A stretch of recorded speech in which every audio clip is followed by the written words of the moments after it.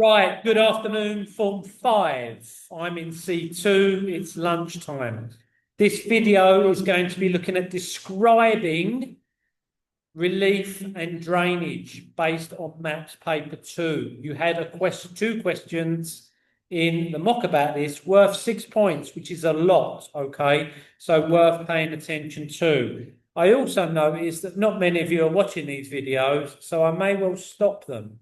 Okay, the idea is to really give you 5 minutes a day just to chip away at this while you're revising for other things. So you learn paper 2 before you have to panic the day before. But if you're not doing that, then I might call it a day, okay? Because it burns my time. Now, how to describe relief. Relief is the shape of the land, the lie of the land, okay? Maps tell us this. Contour lines and spot heights and directions all tell us this, okay? Now, when you answer, use evidence, use detail, use terminology, okay? If it's talking about what the land is like, look for figures, look for contour line heights, look for spot heights to support your descriptions. Don't just say the land is high or low, it doesn't mean anything. If you said the land slopes upward towards the north from the contour line 120 to a contour line of 450, it tells you everything and you'll get maximum marks. So use the spot heights, use directions to say which way it's sloping, okay? Or is the land flat? You will tell that from the contour lines. They'll be very widely spaced and they won't go up very much, okay?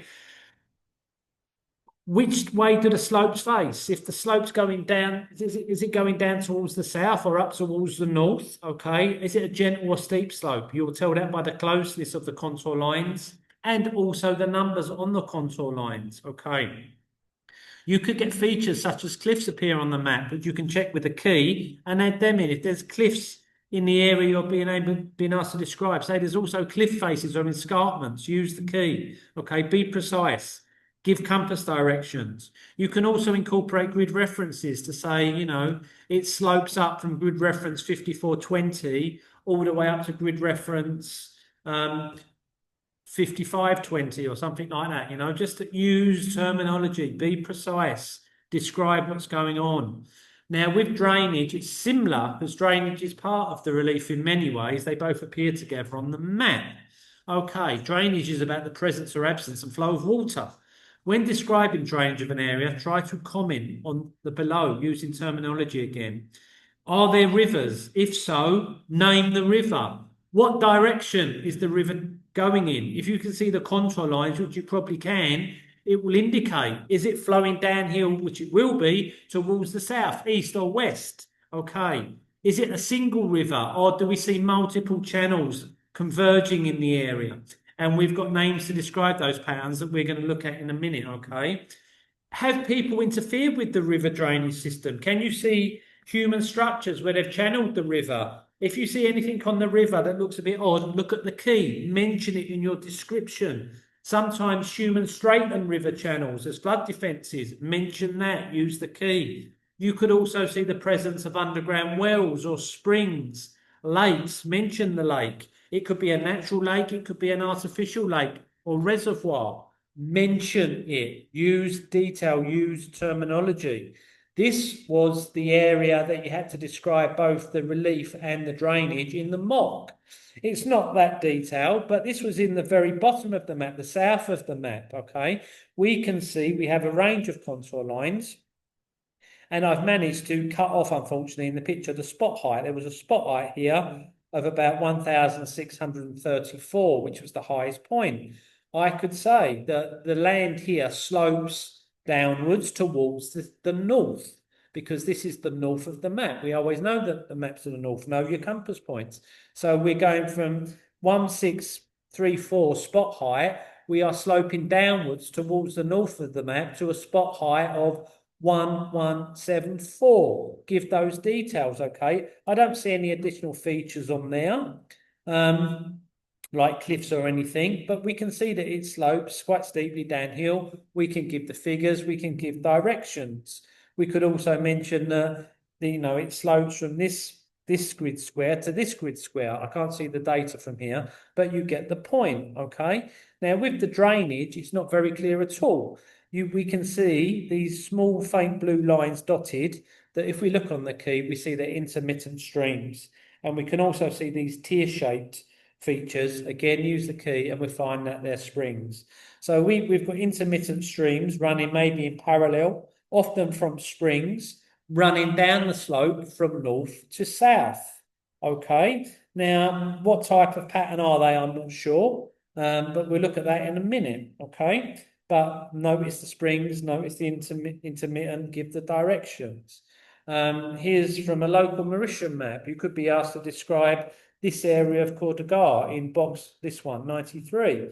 Well, these patterns you see here are cliffs or escarpments. So definitely, we're running through escarpments.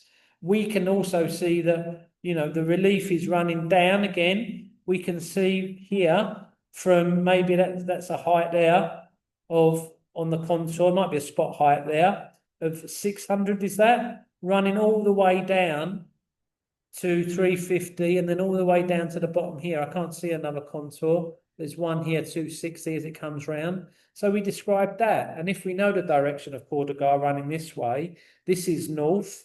This will be the west, flick on flack area. So it's running downhill, going down this way towards the north, the northwest. Give directions.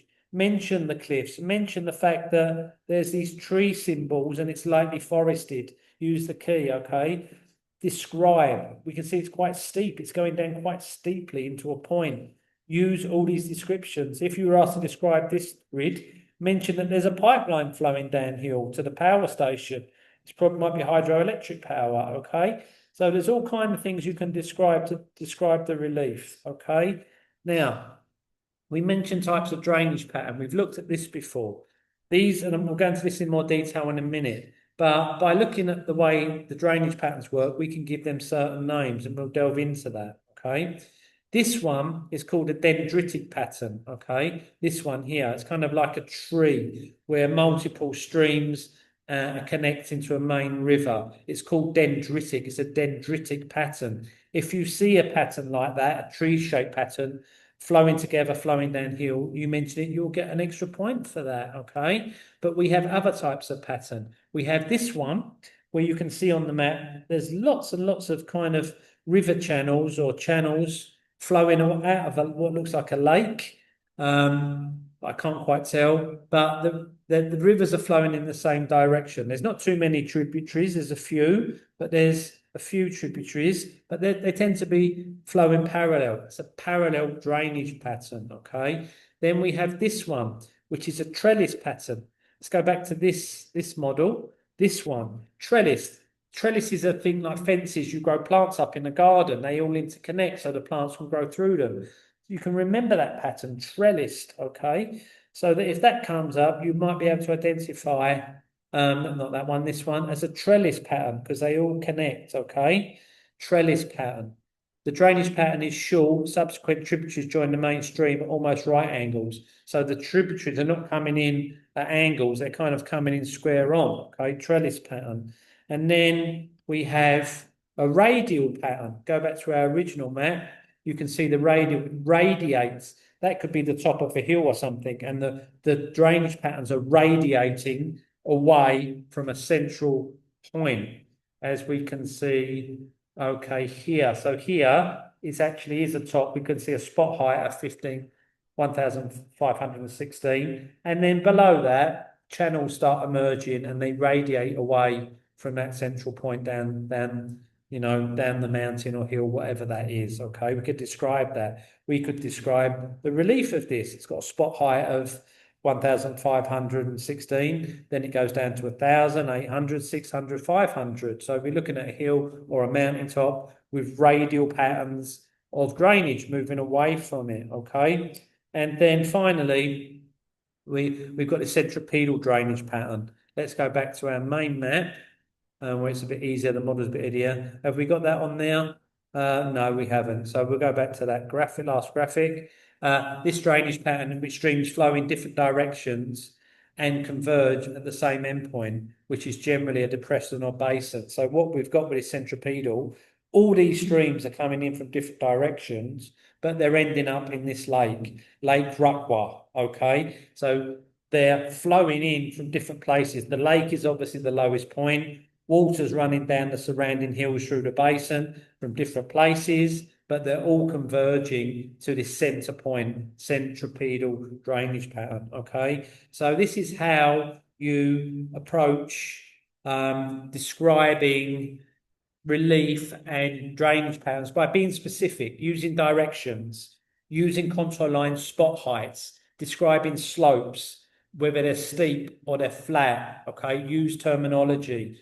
Try and name the type of drainage we're looking at, okay? So that's it for this video, guys. I think this is an important one. Do try to watch a little bit every day. It will really help you with your revision.